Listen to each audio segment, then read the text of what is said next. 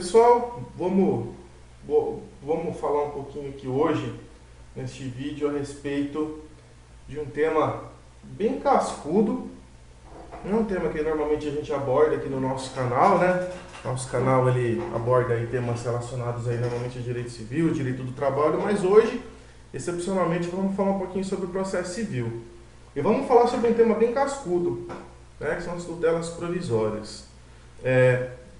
Esse tema aqui, para essa abordagem que a gente vai estar fazendo hoje, eu desde já gostaria de agradecer aos meus alunos aí do 6º termo do curso de Direito da Unify, da turma aí de 2018, que nos auxiliaram aí na confecção desse material gráfico que vocês estão vendo, né? Os alunos foram muito parceiros nesse sentido, foram temas trabalhados aí em aula, e vamos aproveitar então desse material para fazer uma análise um pouco mais sucinta a respeito desses temas, tá certo? A tutela provisória, né, é um tema muito interessante e que com o Código novo, o Código 2015, ele ganhou uma abordagem um pouco mais complexa do que ele tinha aí no Código de 73. Por quê? Hoje eu tenho as tutelas provisórias de urgência e as tutelas provisórias de evidência. Eu tenho uma nova possibilidade, então, de concessão da tutela jurisdicional, fora aí do seu andamento ordinário, além daquilo que eu tinha na regulamentação que existia lá no Código de 73. Vamos falar primeiro sobre as tutelas de urgência, e na parte final desse vídeo a gente vai falar sobre as tutelas de evidência. Vamos lá. Tutela provisória de urgência. Quando ela vai ocorrer? Uma frasezinha aqui bem simples, né? Sintetizando um pouco o que está no artigo 300 do CPC, o aguardar pode complicar. Como assim? Né? Eu tenho uma situação, né? Vamos lá, vamos exemplificar. Uma situação aí muito comum, infelizmente, mas que fica bem fácil da gente entender.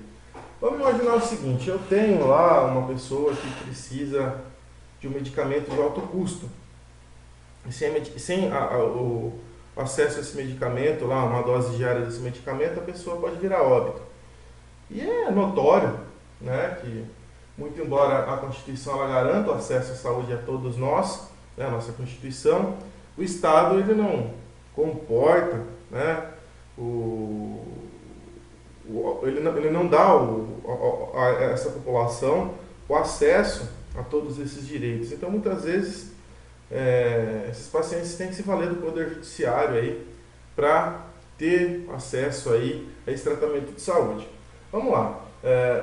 Muito embora seja um direito constitucionalmente assegurado, um direito que muitas vezes é inquestionável, o processo ele demora certo tempo. E muitas vezes aguardar o andamento desse processo seria tornar a concessão aí, a procedência desse pedido em algo inútil, porque é um processo que demoraria alguns anos, né, e a concessão dessa medida dentro desse prazo poderia, não garantindo ao paciente o acesso aí a um determinado medicamento, poderia trazer, inclusive, a essa pessoa aí consequências gravíssimas, como até a sua morte, né? Então, a pessoa teria o direito, mas ele seria algo inócuo. Então, para sintetizar tudo isso que eu falei, o paciente ele tem uma grande probabilidade de ter direito àquilo que ele está pleiteando, né? O direito à saúde, o direito ao acesso àquele medicamento, e a demora na concessão dessa medida pode causar um risco aí insuperável, né, à sua vida. Então, não convém a ele esperar todo o andamento ordinário do processo, tudo aquilo que é determinado aí nos processos em regra, né? Então, para isso existe a tutela provisória de urgência. Eu vou antecipar o exercício da tutela jurisdicional em razão de um direito que é muito provável daquela parte que está pleiteando e que a concessão, se a concessão não for rápida, esse direito pode não ter mais utilidade. A tutela provisória de urgência, ela se divide em duas espécies. Tutela cautelar e tutela antecipada. A tutela cautelar, pessoal, ela é um pouquinho diferente da antecipada e vocês vão ver que é uma diferença bem sutil. A cautelar, ela visa garantir o resultado de um pedido principal, visa garantir, portanto, que o processo ele tenha utilidade. A antecipada visa garantir o próprio direito da parte, tá ok? Então, fiquem atentos a essa diferenciação.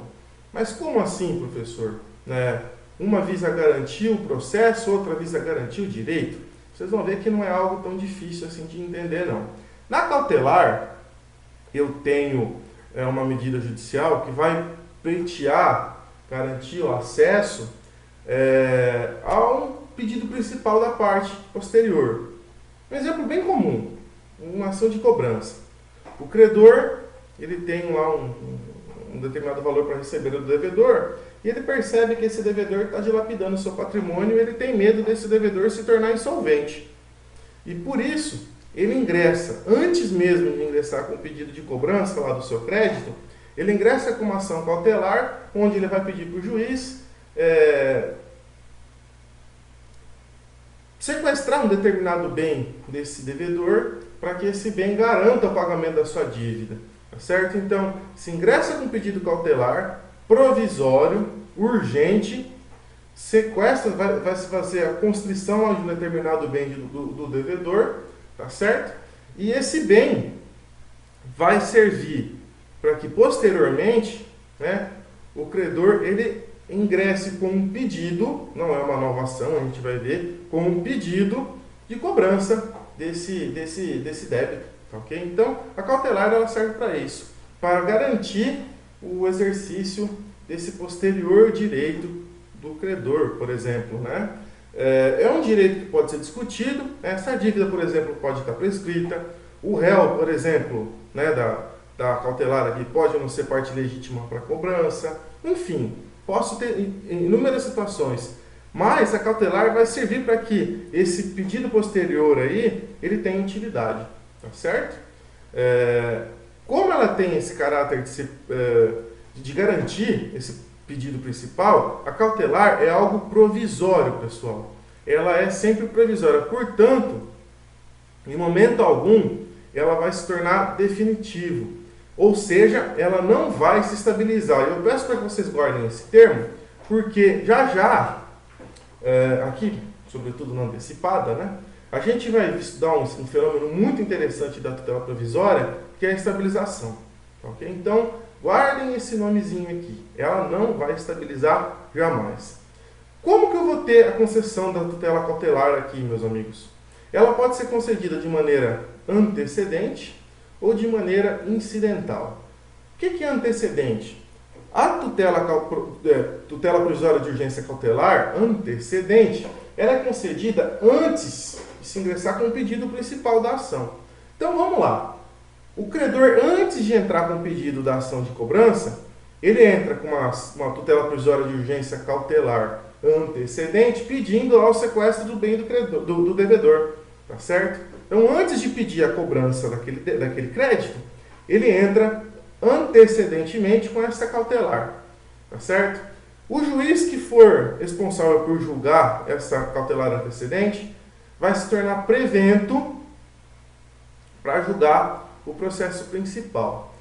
Ela pode ser concedida inaudita altera pars, ou seja, sem a oitiva da parte contrária, sem a oitiva do devedor, no meu exemplo, ou após justificação deste, que é como se fosse uma contestação, entre aspas, aqui, tá certo? E como eu disse para vocês que ela não estabiliza, ou seja, ela é sempre provisória, ela é revogável a qualquer tempo. Além da cautelar antecedente, que a gente acabou de ver, eu tenho a cautelar incidental.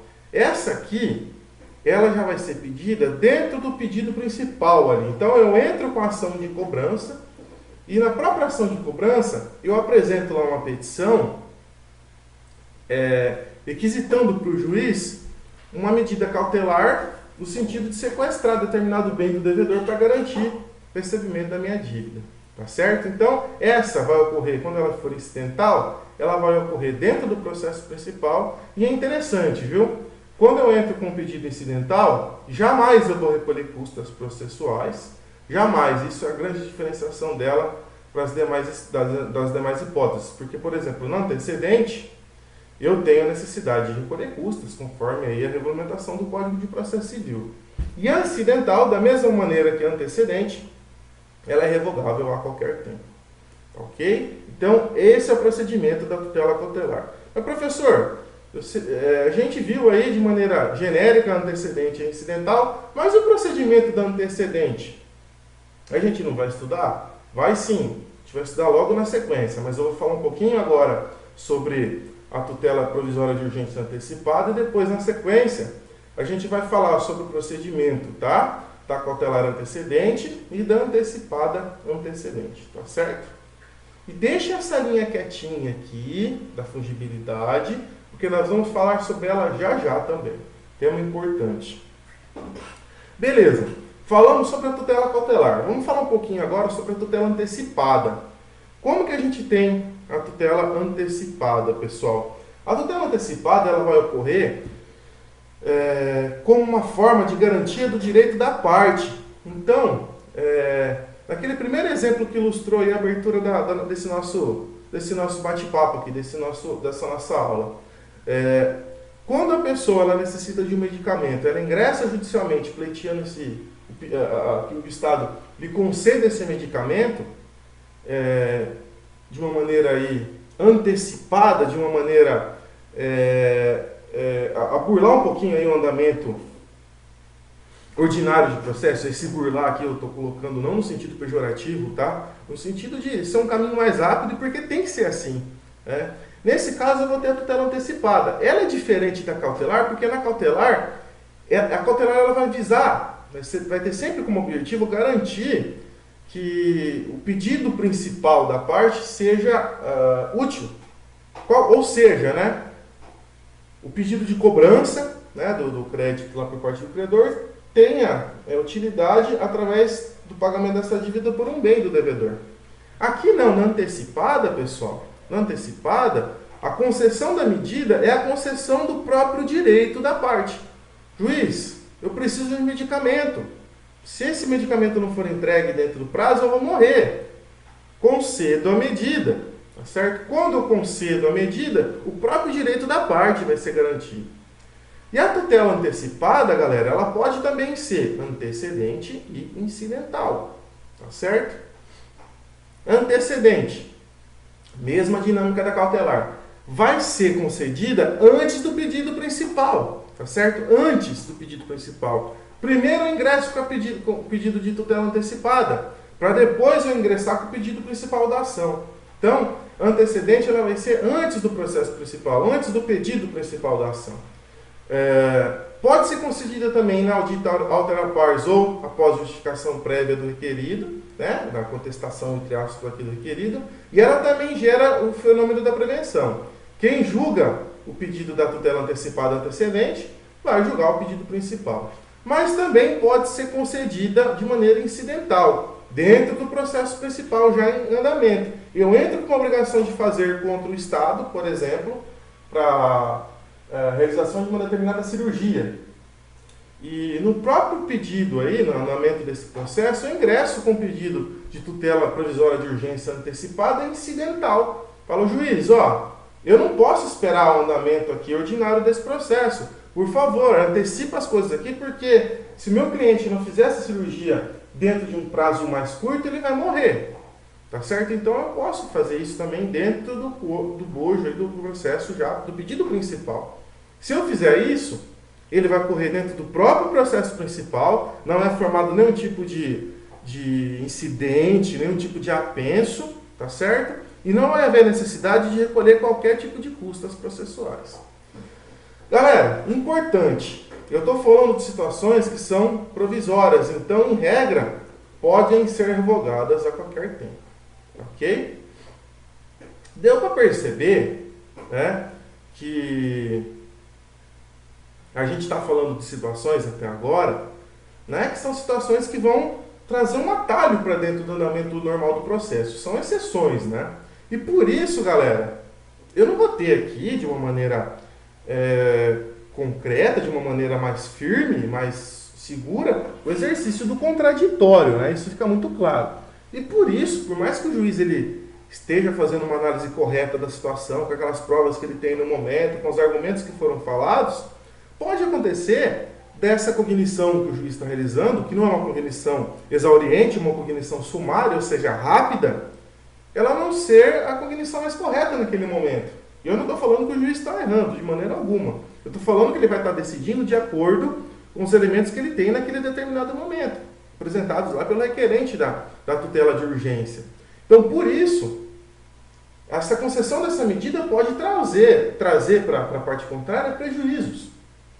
Né? Podem ser prejuízos que são excessivos. E, portanto, o juiz, dependendo da situação financeira da parte requerente, pode exigir que seja apresentada caução para que a parte tenha a obrigação de assegurar eventuais prejuízos causados aí à parte requerida pela antecipação da tutela. Tá certo? Outro ponto para destacar. No juizado especial, juizados especiais cíveis, não se fala nessas tutelas provisórias de urgência, não é possível, tá certo? E o próprio STJ, né, trazendo essa questão aqui de ser uma medida provisória, né, o STJ coloca que a tutela provisória deve ser concedida somente em situações que haja a reversibilidade, ou seja, situações que possam ser modificadas, né? Que a sentença judicial possa ser modificada a qualquer tempo. Então, situações que não têm esse caráter aí, são situações irreversíveis, não vão ser, em regra, objeto aí de tutela provisória. Tá certo? Pois bem, fizemos uma análise através de um panorama geral a respeito das tutelas provisórias. Vamos analisar agora um pouquinho, nesse outro quadro, o procedimento. Tá certo? É bem interessante. Vamos falar primeiro sobre a tutela de urgência e cautelar, né? A gente vai falar nos dois casos aqui, ó, da cautelar antecedente e da antecipada antecedente. Por quê? Na incidental, né? Liminar é o termo que a gente utilizava no Código 73, né? Mas na incidental, não há nenhum tipo de procedimento especial, ela ocorre ali dentro do bojo do processo. Vamos lá então. Vamos falar primeiro sobre a tutela de urgência cautelar antecedente. Como que vai acontecer? Eu vou apresentar esse pedido de cautelar antecedente. Agora, como vai ser esse pedido? Galera, um pedido simples, um resumo breve dos fatos, indicando os direitos que eu vou pleitear, a tutela jurisdicional, com as provas que eu tiver naquele momento, tá certo? E vou pedir para o juiz a concessão da cautelar antecedente. O juiz pode conceder de plano, tá certo? Ou dar um prazo de 5 dias para o requerido apresentar, tá certo? Uma justificativa, seria como se fosse uma contestação, ok? Beleza. Ou deu o prazo de 5 dias, ou concedeu liminarmente, né? A parte apresentou essa contestação. Vamos imaginar o juiz concedeu a medida. O juiz concedeu a medida. Quando o juiz concede a medida cautelar, o autor, ele tem prazo de 30 dias para, nesse próprio pedido, presta atenção no que eu vou dizer aqui, ele vai apresentar uma simples emenda inicial, trazendo aqui, agora, o seu pedido principal. Então aqui ele vai apresentar todos os documentos, todos os fatos, todos os argumentos jurídicos que vão embasar o seu pedido principal. Não é um novo processo, não é um incidente processual, não é um apenso, não. É simplesmente uma petição que vai ser apresentada na sequência desse pedido aqui, tá certo? É uma simples emenda inicial, não vai haver necessidade de recolhimento de novas custas processuais, nada disso. É uma continuação desse procedimento, tá ok? Então ele tem 30 dias. Lembrando que esse prazo é um prazo processual, então é contado em dias úteis, tá certo? E a gente vai ter o andamento normal do processo aí, do processo ordinário, né? Agora, e se o autor não apresenta aí a emenda, né, inicial no prazo de 30 dias, pessoal, o processo é extinto, tá certo? A extinção sem julgamento do mérito, tá certo? E ele pode pedir de novo a cautelar? Pelos mesmos motivos? Não. Ele só vai poder pedir a cautelar por novos motivos, por novas razões. Ok? Um procedimento bem parecido é o da tutela provisória de urgência antecipada antecedente. Então aqui, ó, eu vou ter o pedido. Esse pedido vai ser dessa mesma forma, tá? Um resumo dos fatos, mais o direito que eu vou pedir para tutelar, tá certo? E o juiz, ele vai analisar, né, esse pedido de maneira a conceder prazo para a parte se manifestar ou vai ser concedido de maneira liminar, tá certo? Se o juiz conceder a medida, tá certo? Da tutela de urgência antecipada antecedente, ele vai conceder a medida securatória e a parte depois vai ter 15 dias para emendar esse pedido inicial, né? Trazendo todos os fatos, todos os documentos, da mesma maneira que eu falei aqui, né? Se o juiz não conceder a tutela provisória de urgência, antecipada aqui antecedente, não concedeu, ele vai dar um prazo de 5 dias para que o requerente ele emende a sua inicial, tá certo? Já com os seus pedidos principais aí, fique tudo bonitinho.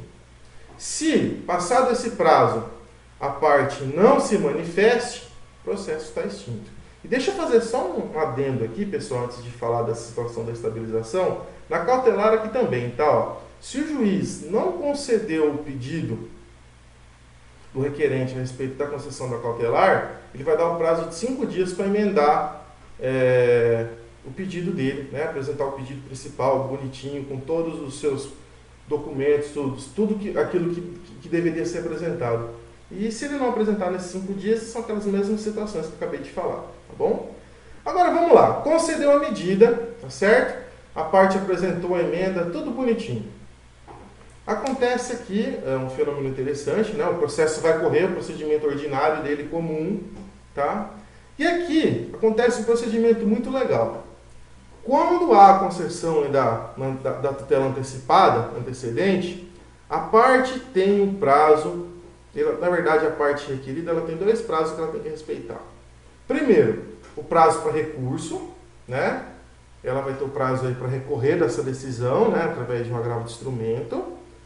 Ou, se ela não observar esse prazo para recurso, ela tem um prazo de 2 anos, tá certo? Para entrar com uma ação judicial pedindo o cancelamento, o exaurimento dessa medida antecipada, tá? Por quê? Ocorrendo o trânsito em julgado da decisão que concede a tutela provisória de urgência antecipada antecedente, presta atenção, ó. Havendo trânsito em julgado da decisão que concede essa medida aqui, ocorre um fenômeno chamado estabilização da tutela. Ou seja, ela se torna definitiva. E a parte vai ter que entrar com uma ação própria no prazo de 2 anos desse trânsito julgado, tá certo? Para se exaurir os efeitos dessa ação.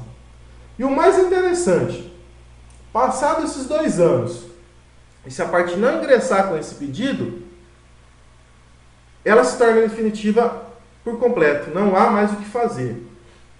Algumas doutrinas defendem a possibilidade de se ingressar com pedido de ação rescisória, mas para isso deve haver, tá certo? Deve haver uma nulidade, algo que justifique isso. Então não é algo tão simples assim. Então, a parte, quando houver a concessão dessa tutela antecipada antecedente aqui, tem que ficar muito atento, porque não pode deixar a parte prejudicada, né, a parte requerida, não pode deixar transitar em julgado de jeito nenhum essa decisão, porque se transitar em julgado, ela tem que entrar com uma ação própria para cancelar os seus efeitos, porque a tutela vai estar sob esse efeito da estabilização. E passado esse prazo, gente, somente através da ação rescisória, se for o caso, porque não é simples assim. Uma pergunta que pode estar vindo na cabeça de vocês aí. Professor, você está colocando que após a concessão da medida, o requerente vai ter 15 dias aí para apresentar a emenda, e apresentado a emenda, o processo corre ordinariamente. E, portanto, o requerido vai apresentar contestação. Essa contestação serve como uma forma de uma não concordância a respeito da tutela, ou seja, serve como uma maneira de se combater a estabilização? Para alguns doutrinadores, sim. Mas do ponto de vista prático, é sempre importante contestar, obviamente, mas também ingressar com recurso cabível. Ok? Então, nessa primeira parte era isso que a gente tinha para tratar. Na sequência, a gente vai falar um pouquinho também sobre a tutela de evidência. Bem, pessoal, e agora na segunda parte aqui do nosso vídeo, a gente vai falar um pouquinho sobre as tutelas de evidência. Se na tutela de urgência eu tinha uma situação onde o direito da parte era muito evidente ou quase certo, mas havia também como fundamento para sua concessão o perigo da demora, né, que era o antigo periculum in mora, na tutela de evidência eu tenho uma situação um pouquinho diferente. Eu tenho um direito que é praticamente inconteste, mas aqui o atraso na concessão da medida aqui da tutela jurisdicional não vai trazer nenhum tipo de prejuízo excepcional à parte, mas como o direito é tão evidente, algo tão claro, vale a pena já se realizar essa concessão de uma maneira aí antecipada desse direito, tá ok? Isso vem definido, conforme a gente vai ver, no artigo 311 do Código de Processo Civil, que vocês estão vendo aí na tela. Olha aí, ó, a tutela de evidência ela será concedida independentemente da demonstração de perigo de dano ou de risco ao resultado útil do processo. Quer dizer, não há que se falar aqui em periculum in mora, tá certo? E vamos ver as hipóteses. Primeiro, 1. Ficar caracterizado o abuso do direito de defesa ou o manifesto propósito protelatório da parte. Para efeito didático, eu apelidei esse inciso primeiro aqui como defesa migué, ou seja, aquela defesa que não tem o intuito de contrapor os argumentos apresentados aí pelo requerente de uma maneira efetiva. Não, é uma defesa que tem o intuito apenas de ganhar tempo, de protelar o exercício da tutela jurisdicional aí pleiteado pelo requerente. Então, é uma defesa que não demonstra aí grande solidez. Inciso segundo, as alegações de fato puderem ser comprovadas apenas documentalmente e houver tese firmada em julgamento de casos repetitivos ou de súmula vinculante.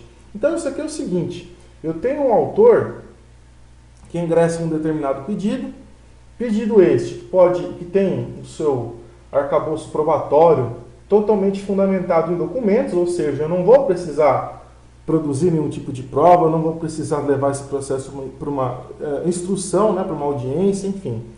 E a tese jurídica ela está fundamentada em um entendimento que vincula os demais juízes, ou seja, em uma súmula vinculante, que vai ser aí preferida pelo STF ou pelo STJ, ou em uma tese fixada em incidente de resolução de demandas repetitivas, o famoso IRDR. Essas teses são aí fixadas em processos julgados pelo Tribunal de Justiça ou pelos tribunais regionais federais aí de cada região. Tá certo? Então, se eu tiver numa situação dessa também, o requerente pode ter aí antecipado o seu pedido através da tutela de evidência. Inciso terceiro, se tratar de pedido rei persecutório, fundado em prova documental adequada do contrato de depósito, caso em que será decretada a ordem de entrega do objeto custodiado sob cominação de multa. Isso aqui é uma situação que discute uma eventual origem em um contrato de depósito. Como esse contrato ele vai ter como objeto a devolução de um determinado bem, havendo a prova documental já delimitada nesse sentido, ou seja, do direito da parte em reaver o seu objeto, isso também pode ser feito através concedido, melhor dizendo, através da tutela de evidência. E o inciso 4, a petição inicial for instruída com a prova documental suficiente dos autos constitutivos do direito do autor a que o réu não opõe a prova capaz de gerar dúvida razoável.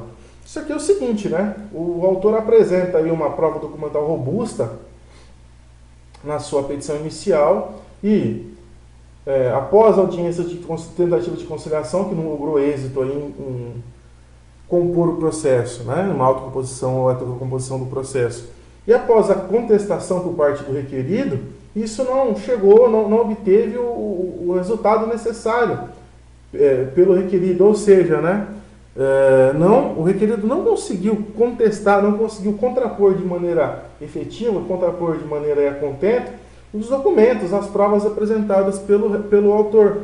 E se isso ficou de uma maneira tão clara, que o direito dele se tornou algo que praticamente é incontestável. Por isso, já vai haver aí a concessão através da tutela de evidência do seu pedido, né? O parágrafo único, só para a gente finalizar. Nas hipóteses aí dos incisos 2 e 3, o juiz poderá decidir liminarmente, ou seja, né, se eu tiver uma das hipóteses do inciso 2 ou 3, o juiz pode decidir independentemente de ouvir a parte contrária, né, a famosa decisão inaudita altera pars. Tá certo? Bem, por hoje era isso que a gente tinha para passar para vocês. Um grande abraço a todos. Fiquem à vontade para interagir conosco aí pelas redes sociais, pelos comentários aqui nesse vídeo. É sempre um prazer ouvi-los interagir com todos vocês. Grande abraço a vocês e até a próxima.